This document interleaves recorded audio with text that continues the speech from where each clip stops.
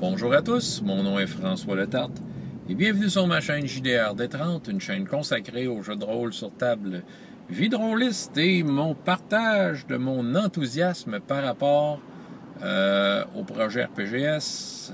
Comme j'ai déjà annoncé dans certaines de mes dernières vidéos, ça se peut que vous m'entendiez en parler souvent. Mon enthousiasme, cet enthousiasme-là embarque du fait que je m'aperçois que j'embarque dans un mode campagne, en tant que maître de jeu. Je suis le rôle de maître de jeu, puis je prépare ça comme une campagne.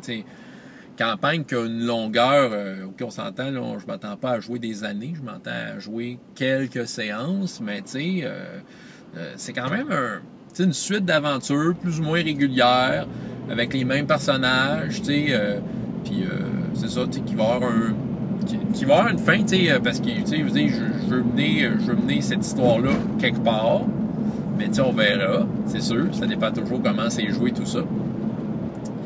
Puis je m'aperçois que ça fait des années que j'ai pas fait ça. Ben oui, la dernière fois j'ai eu une game de même, c'est là 3 ans et demi peut-être. Puis même avant, j'en avais pas tant que ça, je te dirais que depuis longtemps, écoute, depuis vraiment longtemps en fait, plus que je pense, depuis vraiment longtemps, j'ai jamais eu tant que ça la main sur le volant d'une suite d'aventures d'un groupe qui revenait pour la même histoire et qui évoluait. C'est quelque chose que j'ai eu évidemment souvent dans le passé, puis la majorité des games, c'était ça.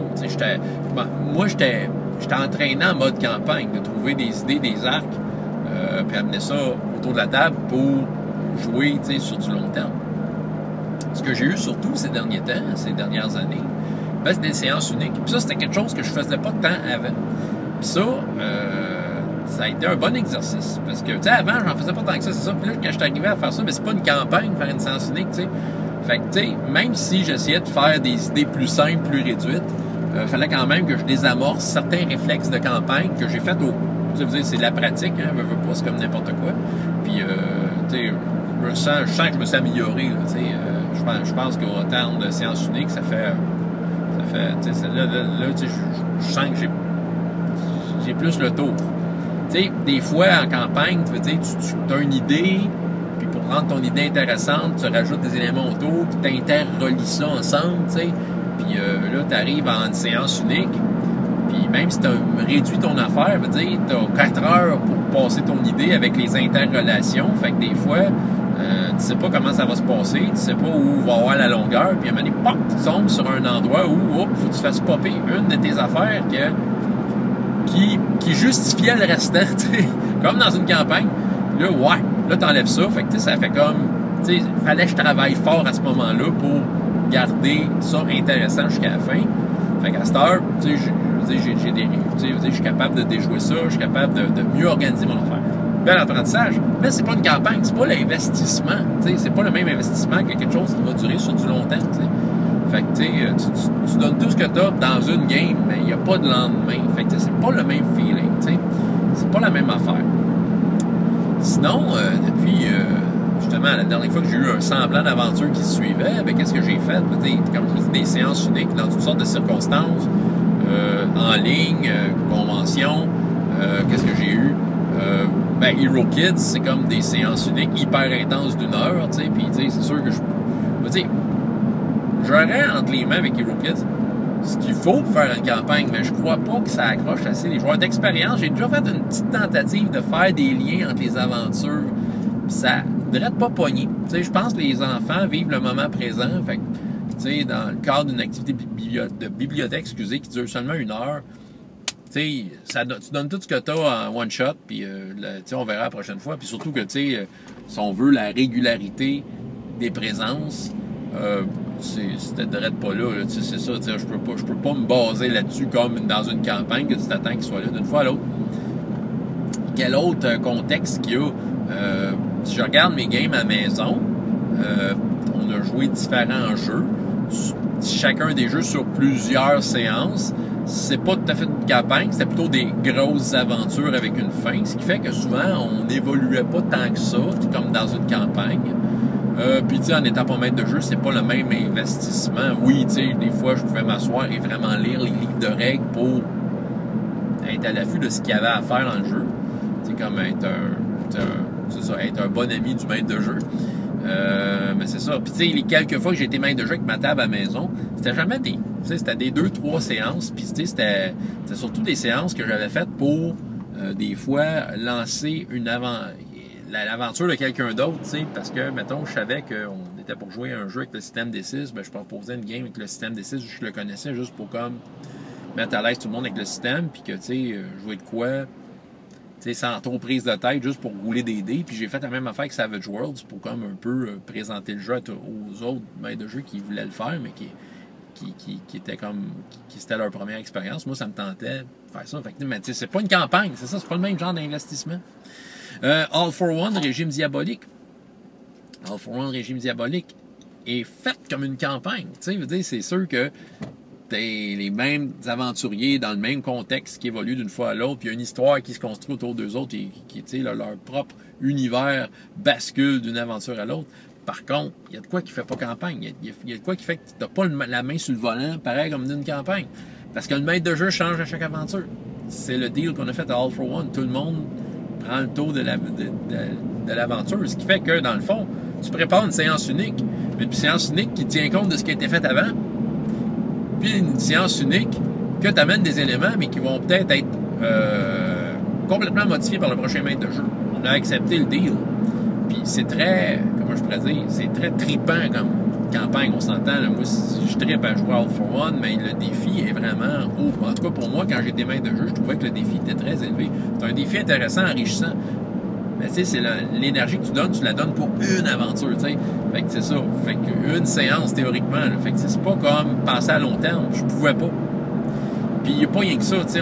Il y a tellement d'espace entre les différentes fois qu'on se voit que c'est pas comme une campagne, c'est ça. Pas pareil. Qu'est-ce qui me restait à travers tout ce que je vous ai nommé? Ah, Magicus, à la bibliothèque. Écoute, c'est ce que j'ai de plus proche d'une campagne en tant que maître de jeu. Dans le sens que c'est moi le maître de jeu à chaque fois. Bon, je dirais que les éléments qui fait que c'est pas tout à fait comme une campagne comme dans le temps, c'est premièrement, je pense que je vois pas les joueurs assez souvent. Puis là aussi, c'est un peu comme Hero Kids. C'est pas garanti à 100% que j'ai les mêmes joueurs d'une fois à l'autre. Tu sais, il y a des fois que je me retrouve avec un joueur, un jeune autour de cette table-là que je vais voir une fois. C'est là, je le reverrai plus jamais. Puis, moi, ce que je veux, c'est qu'il sorte de là en se disant, ben, j'ai vécu une aventure. Donc, ça ressemble à une campagne parce que c'est le monde de Magicus qui grossit, puis il y a quand même une intrigue, un toile de fond qui suit les différents exploits des personnages. Il y a tout ça. Mais je prépare ça comme des séances uniques parce qu'il faut qu'à la fin de chaque séance, on ait l'impression d'avoir complété de quoi et qu'il pourrait ne pas avoir de lendemain. On pourrait arrêter, on pourrait plus jamais jouer à ça, puis aujourd'hui, nous avons joué à ça, puis fait que, autrement dit, on allait de conclusion en conclusion. Fait que c'est pas une campagne, il n'y a pas de lien. Des fois, je pouvais me payer un luxe quand que je voyais inscrit pour un certain nombre de séances, habituellement 3, que c'était exactement les mêmes joueurs dans le même groupe. Fait que ça, c'est pas pire. Je pouvais comme un peu déborder, mais c'est pas tant campagne. Je pouvais déborder dans le sens que je pouvais m'offrir le luxe d'une grosse aventure qui ne finissait pas nécessairement une journée, qui pouvait continuer la fois d'après.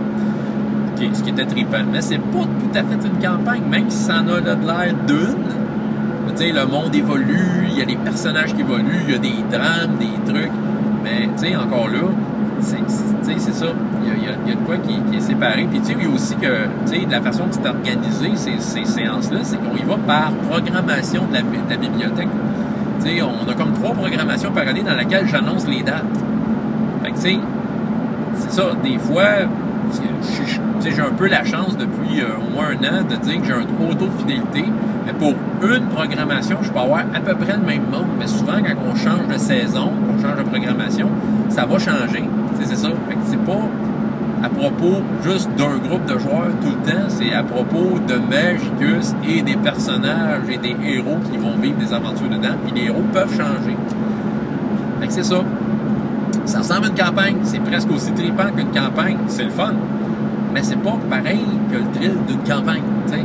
Il n'y a pas rien que ça, dernier détail par rapport à Magicus. Bien évidemment, le groupe d'âge auquel je m'adresse, ben, c'est pas du monde même pied d'égalité dans la vraie vie. Il veut dire, moi, je suis l'adulte qui vient animer une gang de jeunes. Tu sais, c'est ça. Fait que les autres viennent se faire animer. Malgré qu'il y a un échange pas mal intéressant en jeu, ça reste quand même que, tu sais, c'est ça, je peux pas avoir l'implication comme si c'était du monde à peu près de mon niveau. Venons-en à True 20, c'est ça que j'ai, c'est ça. Tout ça pour vous expliquer que là, c'est différent, parce que là, c'est une campagne, même si c'est pas sur plusieurs, tu sais, sur une très très longue période de temps, je peux quand même considérer que j'embarque dans une aventure dans laquelle je vais m'investir. Comme ça fait longtemps que c'est pas arrivé. C'est des joueurs, je sais qu'ils sont impliqués, ça va bien aller, une belle brochette de joueurs, tu sais, que je sais qu'ils vont pouvoir m'en donner pas mal, tu sais. Un RPGS qui me donne plein de sources d'inspiration.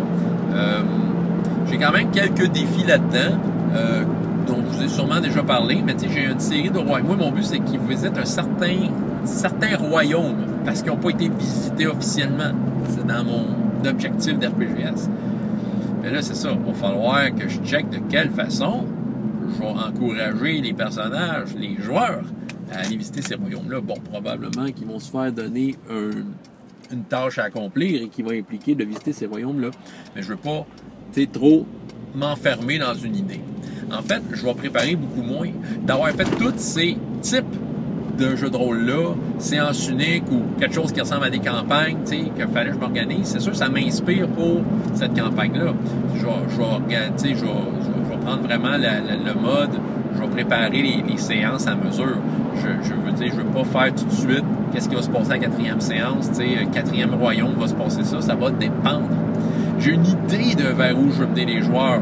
C'est juste un feeling, juste une image. J'ai même pas rien mis sur le papier. J'ai même une idée que je recycle d'une ancienne campagne de donjon que j'ai déjà voulu faire et que je trouve fit bien.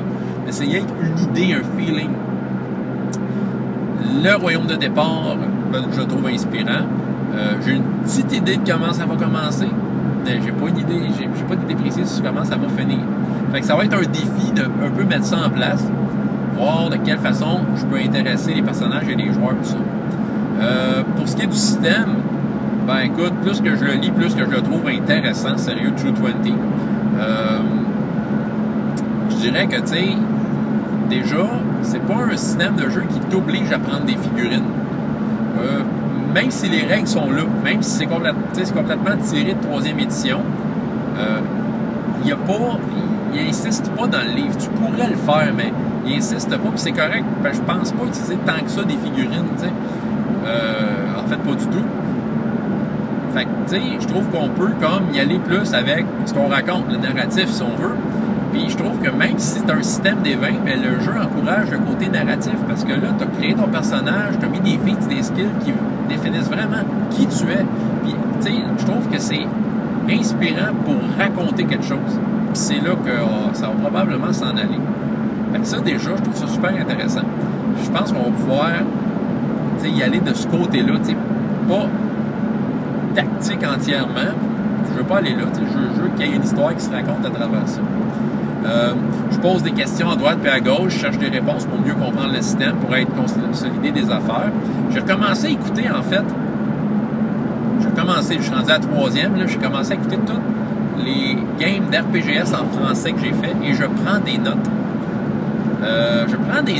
Je pensais pas faire ça, mais finalement, je suis embarqué un peu dans ce processus-là. Ça me remet dedans.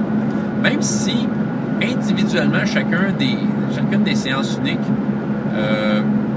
n'avait pas de lien ensemble nécessairement, je vais voir si je trouve pas de l'inspiration pour ce que j'essaie de faire. Je me dis, c'est peut-être, puis je verrai, là, mais tu sais, je pourrais inclure chacune de ces aventures-là comme étant une légende dans cet univers-là.